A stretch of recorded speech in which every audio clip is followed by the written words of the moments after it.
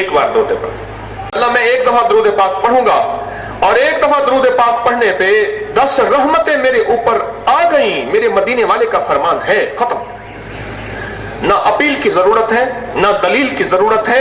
मेरे आका ने फरमा दिया, सारी कायनात टूट के टुकड़े टुकड़े हो सकती है, मेरे मदीने वाले का फरमान रोजे अव्वल से लेकर रोजे आखिर तक हक है, सच है।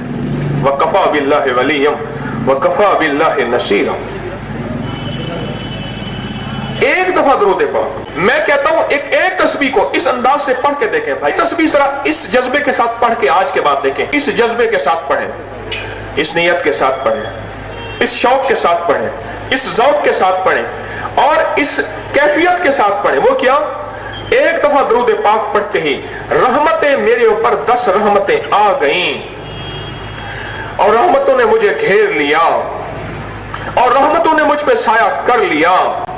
और फिर अपने आप से कहें कि एक रहमत आ जाए तो सारे जहान के काम बन जाएं, सारे जहान की मुश्किलें टल जाएं और सारे जहान की परेशानियां दूर हो जाएं और सारी मखलूक को रिज़्क़, इज्जत, वुसअत, बरकत, राहत, शान और शौकत मिल जाए।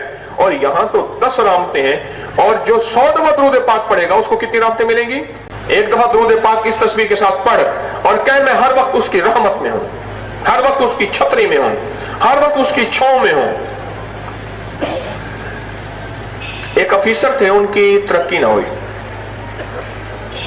हक भी बनता था, तरक्की ना हुई, उसी में टेंशन में चले गए, एंग्जाइटी में चले गए और इतनी टेंशन में चले गए कि बेचारे ना दिन के, ना रात के, ना दुनिया के, ना जहान के, कोई होश नहीं, कोई खबर नहीं, बस इसी परेशानी में चले गए।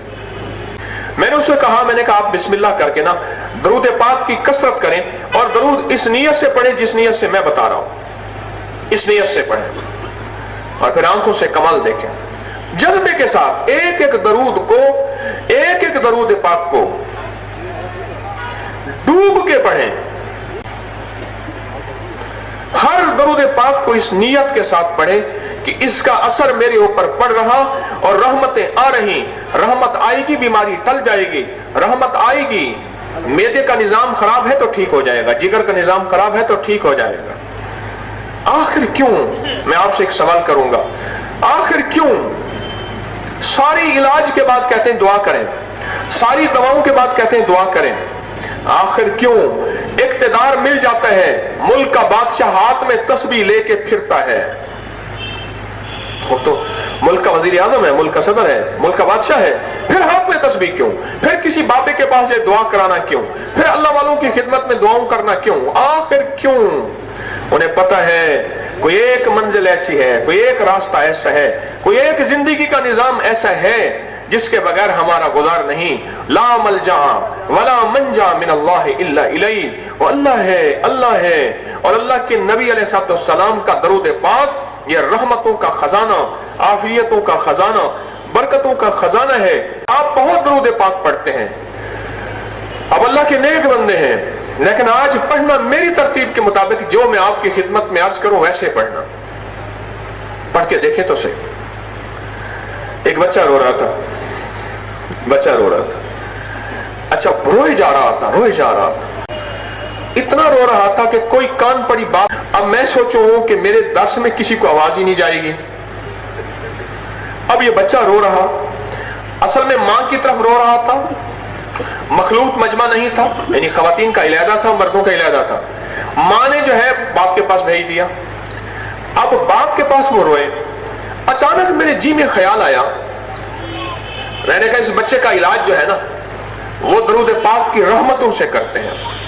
मैंने क्या किया, दरूद पाक पढ़ना शुरू कर दिया और उस पर तवज्जो डाली कि रब की रहमतें इस बच्चे पे छा रही और रहमतों में सुकून है, बच्चा सुकून में आ रहा। इस तवज्जो के साथ बच्चा सुकून में आ गया, राहत में आ गया और खेलने लग गया। और मैं हैरान हुआ इस बात पे नहीं, इस बात पे कि आज तक मैंने इतनी तवज्जो वाला इससे पहले दरूद क्यों नहीं पढ़ा था। दरूद में रहमत है, बरकत है, अता है, आफियत है, हुस्न और जमाल है। इस जज्बे के साथ दरूद पाक पढ़ें, इस नियत के साथ दरूद पाक पढ़ें।